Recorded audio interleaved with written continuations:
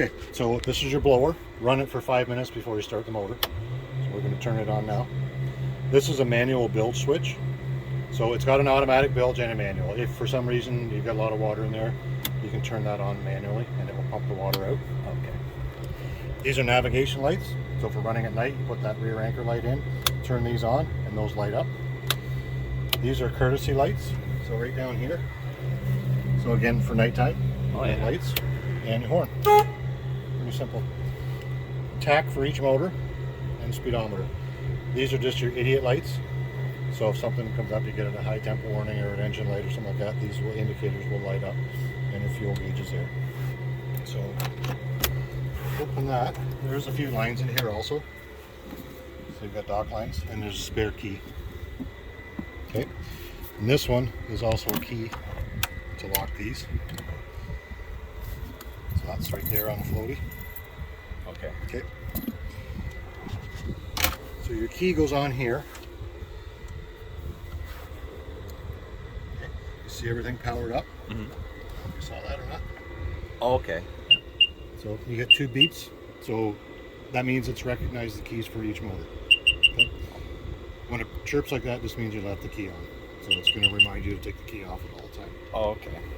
So once you run that for a little bit, okay, so I'll give it a second so you can see there's about a half a tank of fuel in it right now. This regular gas, you don't need premium in them. Okay. Try to put non-ethanol in it if you can. Non-ethanol. There's not a lot of regular non-ethanol around there. But, okay. Is like adding like say Lucas oil. You can put some ethanol treatments in, no problem whatsoever. So there's, I'm not sure what Lucas is, but there's Startron Seafoam both make them. This prevents, ethanol attracts water by nature. Okay. It's a boat. It's on the water. It's going to get water and fuel at some point. So they will help prevent that from happening. Okay. So to start, these are your start buttons here. And literally just fire it up. So you can see that one's running. Nope.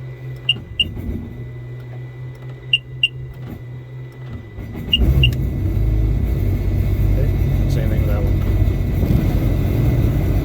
Okay. So you can fire them briefly without water. Okay. They don't have an impeller like a boat. Okay, so the water for cooling the exhaust system actually comes off the jet pumps. So there's nothing to burn out. And I actually recommend that you fire them briefly before you put it in the water. Oh. Starts easier once it's in the water. Okay. And it heats up a little quicker. There's a little bit of temperature in the cylinder, so the motors fire quicker. Okay. But also, you know, okay, my battery's not dead or something, because you see people all the time, they put their boat in the water and they go to start it, and the battery's dead, and then they're sitting there. And that's your reminder, obviously. Okay. Yeah, pretty straightforward that way. Then... So your shifter, so throttles are here. It will not go anywhere in neutral. It's locked out. Idiot proof, I like it. Yeah. So when you go into forward, obviously you have full throttle. Okay. Okay. You have limited throttle in reverse. Okay. There's a limiter on the speed. Okay. So when you're coming into dock, the easiest thing, and once you get out, play with this. So when you're sitting in this boat, center steering wheel's like this, okay? When you're coming into dock, you're just going to go center, you're going to go forward a little bit, sometimes only halfway, and it will creep ahead. Mm-hmm. If you need to go a little faster, you go forward, pull that back, and it will slow down. If you need to slow down more, go into reverse, and it will slow you down again. Okay. And then as you turn, you'll find when you're in reverse and you're turning like that, it will wiggle like this. Same thing in forward, obviously when you're turning right, it's going right, and turning left, it's going left. But the back, when you're coming into dock, literally just go from forward to reverse. Don't touch the throttles. You don't need to touch them. They idle about 1800 RPM.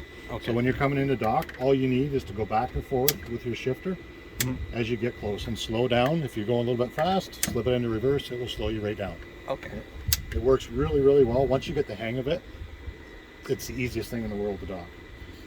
But go out and practice with it, play with it, get to see how it handles at low speeds. Play around with your reverse. Like I said, you can go literally from forward to reverse when you've got it like this, and you can do 360s. Just don't do them in the dock. Okay. And then reverse, like I said, your throttle will go all the way up, but the RPMs will actually be limited, so you won't have full power in reverse. Okay. As far as accelerating and everything, yeah, just try to keep your throttles and RPMs the same.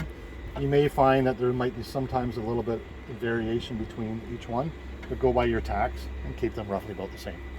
Okay.